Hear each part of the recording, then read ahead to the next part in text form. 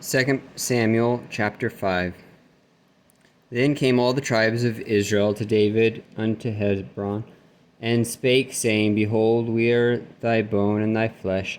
Also in time past, when Saul was king over us, thou wast he that leddest out and broughtest in Israel. And the Lord said to thee, Thou shalt feed my people Israel, and thou shalt be a captain over Israel.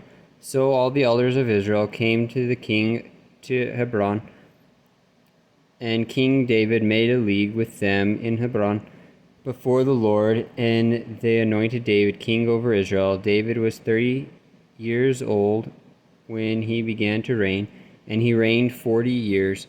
In Hebron he reigned over Judah 7 years and 6 months, and in Jerusalem he reigned 30 and 3 years over all Israel and Judah.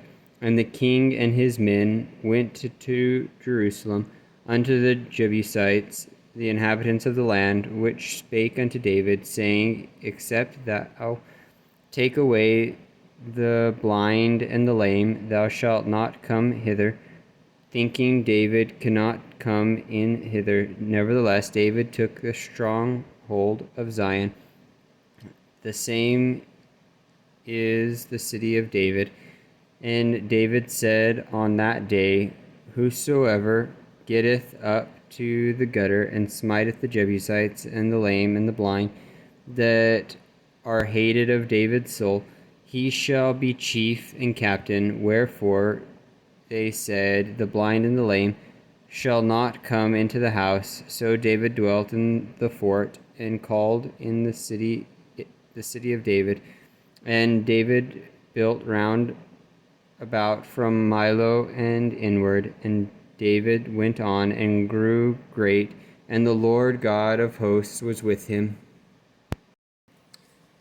And Hiram king of Tyre sent messengers to David, and cedar trees, and carpenters, and masons, and they built David an house. And David perceived that the Lord had established him king over Israel, and that he had exalted his kingdom for his people Israel's sake. And David took him more concubines and wives out of Jerusalem after he was come from Hebron.